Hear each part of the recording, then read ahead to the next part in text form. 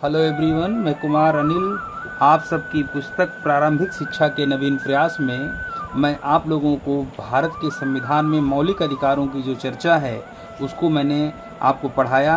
आपको बहुत अच्छी तरह पता है कि कल मैंने आपको शोषण के विरुद्ध अधिकार की चर्चा मैंने किया था और आज चौथे टॉपिक पर धार्मिक स्वतंत्रता के अधिकार की चर्चा मैं करूंगा। अब धार्मिक स्वतंत्रता के अधिकार के अंतर्गत अनुच्छेद 25, अनुच्छेद 26, अनुच्छेद 27 और अनुच्छेद 28 का जिक्र होता है। अब देखिए अनुच्छेद 25 में अनुच्छेद 25 संविधान कहता है कि प्रत्येक व्यक्ति को अपनी इच्छा अनुसार धर्म के पालन और प्रचार करने की स्वतंत्रता दी जाएगी। यानी कि अगर कोई व्यक्ति किसी भी धर्म का पालन करना चाहता है तो वह उसके लिए पूरी तरह से आज़ाद होगा और उसका प्रचार प्रसार भी वो कर सकेगा। यह आज़ादी, यह स्वतंत्रता अनुच्छेद 25 पूर्ण रूप से प्रदान करती है भारत के प्रत्येक नागरिक को। दूसरे नंबर पर अनुच्छेद 26 की चर्चा अगर हम करें तो अनुच्छेद 26 स्पष्ट करता है कि धार्मिक संस्थाओं की स्थापना और उनका संचालन करने की स्वतंत्रता उन्हें प्रदान की गई है। भारत के प्रत्येक नागरिक को अगर कोई भी नागरिक चाहे धार्मिक संस्था की स्थापना कर सकता है और साथ साथ उसके संचालन और प्रबंधन का कार्य कर सकता है। इसमें भी उसे किसी तरह की कोई दिक्कत नहीं होगी।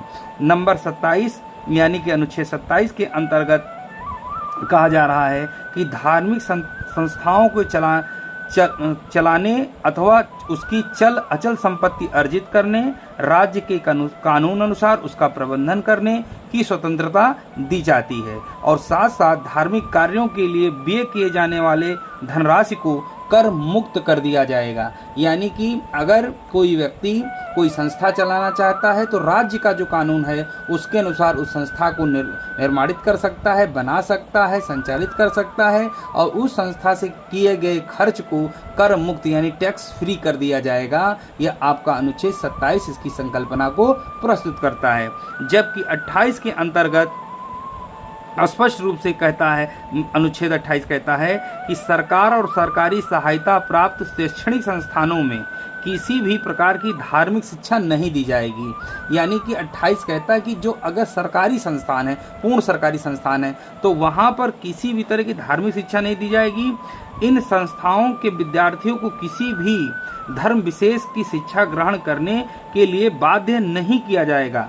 राज्य का स्वरूप धर्मनिरपेक्ष राज्य है, इसलिए उसे धर्म के क्षेत्र में निरपेक्ष रहना होगा और उसका कोई धर्म नहीं होगा। यानी कि जो ये 28 है, या आप लोग समझिए कि 28 ये उन शैक्षणिक संस्थानों की चर्चा कर रहा है जो सरकार द्वारा संचालित हैं और ये कहता है कि सरकार द्वारा संचालित किसी भी संस्थान में किसी भी धर्म विशेष की शिक्षा प्रदान नहीं की जाएगी और यह पूरी तरह से धार्मिक शिक्षा से आज़ाद संस्थाएं होंगी। अब देखिए धार्मिक स्वतंत्रता के अधिकार को और आगे इस संविधान में कहा गया। देखिए हमारे जो संविधान निर्माता थे उन लोगों का जो विवेक था वो अद्वितीय था और उनको जरूर ये लगा होगा कि हो सकता है कि जो विचार जो हम इनको ये आज़ादी दे रहे हैं, हो सकता है कभी इन आज़ादी का गलत प्रयोग भी हो सके। तो राज्य के ऊपर उन्होंने एक मतलब कि इस सारी स्वतंत्रता के बाद जो बात कही है एक बॉक्स में, इसको जरा सुनिए कितनी शानदार बात कही गई है। इसमें कहा गया है कि धार्मिक स्वतंत्रता का अधिकार भी प्रतिबंध रहित नहीं है। प्रतिबंध रहित नहीं है इसका मतलब इस पर भी प्रतिबंध लगाया जा सकता है। अच्छा, कैसे लगाया जा सकता है?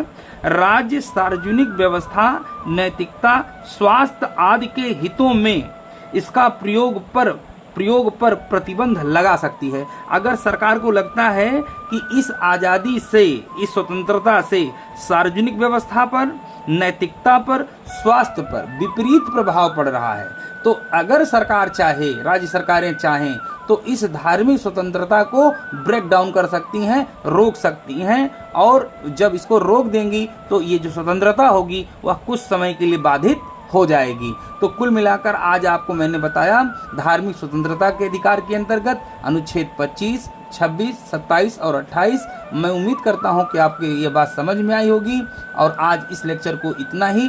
Thank you so much.